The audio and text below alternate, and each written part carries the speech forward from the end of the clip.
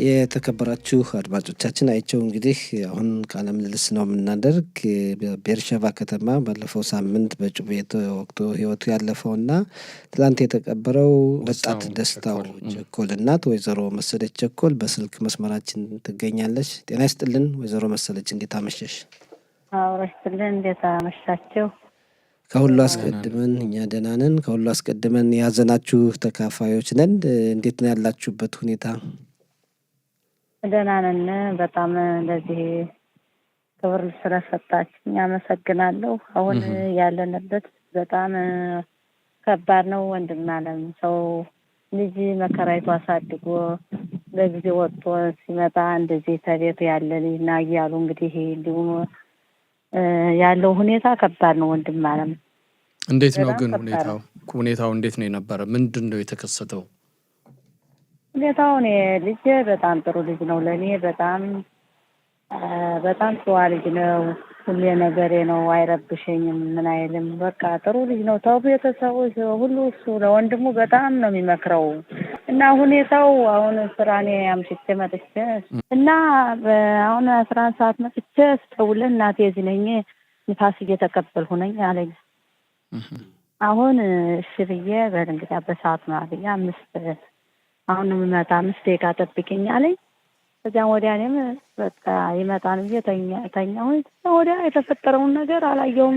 ቤት ፖሊም ሳይድ ሞቶ ነው ያገኘሁት። ምን አሉት ነው የተባለ? አሁን እንዴት ነው ጠርተው ነው የሚባል? እንግዲህ ተጠርጣሪዎችም እንደተያዙ ነው እና የሰማችሁት ምንድን ነው በትክክል?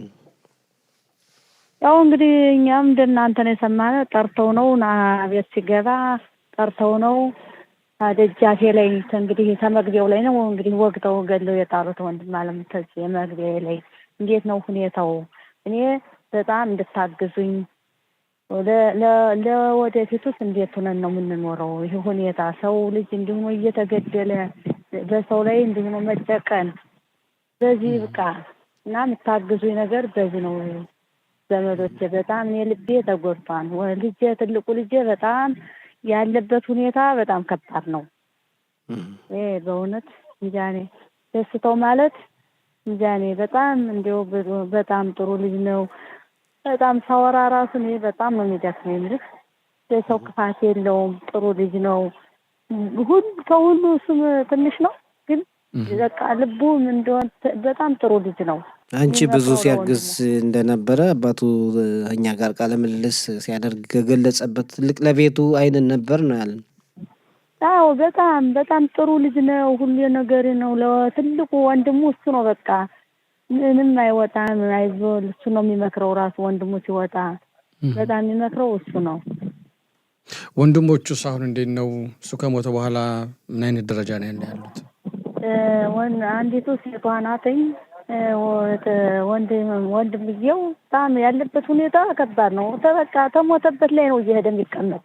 አሁን ራሱ በጣም ከባድ ነው ያለንበት። ወንድም አለም አይቶታል? እሱን እዛ አላየውም። ያው ሁኔታውን ያለ ደሙን ሲያይ መቋቋም አልቻለም።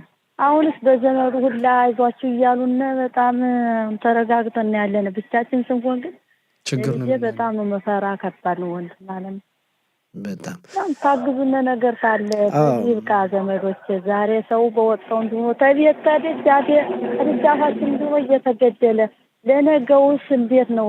ለወደፊቱስ እንዴት ነው የምንኖረው? እና ዝብ ይፍረደኝ።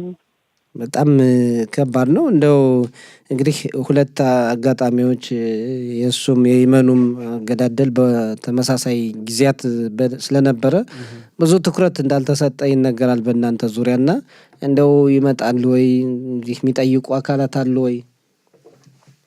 ያው የሚመጡት ዋናው አሁን ከንቲባው መጥቶ አይዟችሁ ያው ከፖሊሱ ጋር ጥያቄ እያረፍን ነው እንደዚህ እያሉን ነው። እንግዲህ እናንተ ደግሞ በዚህ ባለው ሁኔታ እንድታግዙን፣ እንድታስተላልፉን፣ እንድትረዱን ነው የምንፈልገው። እኛ እንግዲህ ማድረግ ያለብን ሁኔታ እናደርጋለን። ያው ለህዝብ ማሳወቅ፣ እናንተን መደወል፣ መጠየቅ፣ ሁኔታውን መከታተል። ነገር ግን ደግሞ አንድ ያልገባን ነገር የሞተው ዓርብ ዕለት ነው አይደል? አዎ። የተቀበረው ደግሞ ትናንትና ማታ ነው። ለምንድን ነው 4 ቀን ማለት ምንድን ነው በቃ ይሄን ጊዜ ወሰደው? ይሄ ነው። እኛም በጣም ይሄን ያህል 4 ቀን ዓርብ ዕለት አንስተን የምናለቅስ ይሄ እስከ ትናንትና እንግዲህ 4 ቀን መቀመጥ በጣም ከባድ ነው። ግን ለምንድን ነው እንደዛ ይሆን? ለምን ይሄን ያህል ጊዜ ወሰደ? ወንድማ ነው ምንም የምናውቀው ነገር የለም። ይሄ ነው ይሉናል፣ ይሄ ነው ገና ነው ሽራ የለም ይላል። አንዱን ስንለው እንደዚህ ነው የሚሉን የሚያቆዩን ምኑን የምናውቀው የለም። እኛ አንደኛም ተድንጋጤ ላይ ነኝ። የማውቀው ነገር የለኝም። ጉዳዩን በቅርብ ስትከታተሉ አልነበረ ማለት? ወንድሜ ሲከታተል ነው የነበረ እና ይሄ ሹር አንዱ አልመጣም፣ አንዱ ይሄ ሹር ቀርቶናል።